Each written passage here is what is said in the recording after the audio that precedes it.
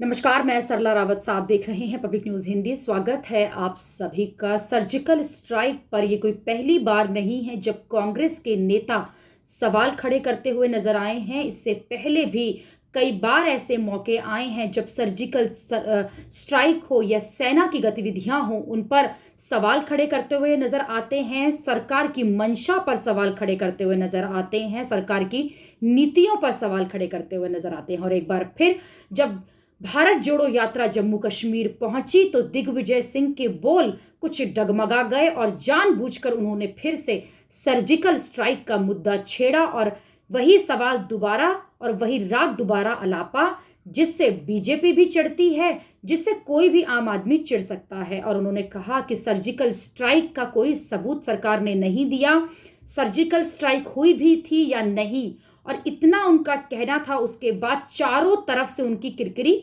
होनी शुरू हो गई। केवल बीजेपी ने ही नहीं उन पर धावा बोला है, खुद उनकी पार्टी के कई नेता उनके बयान से अपने आप को बचाते हुए नजर आए हैं, उनके बयान से अपने आप को अलग रखते हुए नजर आए हैं।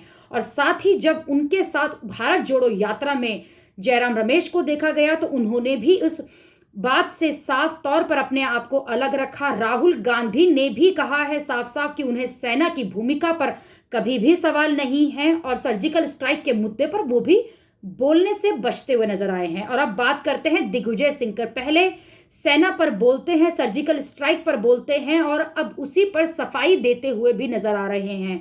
कहते हैं कि उनकी मंशा सर्जिकल स्ट्राइक पर जब बात कर रहे थे तो सेना पर सवाल उठाना नहीं था। सेना तो कर रही है अपना काम, उनका सवाल सरकार से था और वो सरकार पर सवाल दाग रहे थे। यानी कि सवाल अगर सरकार से दाग रहे हैं तो कहीं ना कहीं सेना पर भी वो सवाल पहुंचते ही हैं, क्योंकि सर्जिकल स्ट्राइक तो सेना ने ही की थी, सरकार ने नहीं।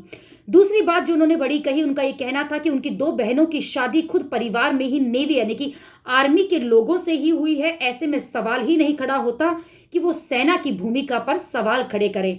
हालांकि उनकी किरकिरी हो चुकी है, उनके बयान पर काफी लोग जो हैं उन पर ही सवाल खड़े कर चुके हैं, उनकी मंशा पर सवाल खड़े कर चुके हैं। लोग ये कह चुके हैं कि प्रधानमंत्री नरेंद्र मोदी और बीजेपी से जो कलह है, जो चिड़न है, वो इतनी बढ़ चुकी है कि वो अब किसी भी मुद्दे पर बोलने से घबराते नहीं हैं और किसी भी मुद्दे पर बोलने से पहले सोचते नहीं हैं, चाहे वो सेना का ही मुद्दा क्यों ना हो। अभी के लिए इतना ही। अगली खबर में आपसे फिर होगी मुलाकात। देश और दुनिया की खबरों के लिए आप देखते रहिए पब्लिक न्यूज़ हिंदी। धन्यवाद।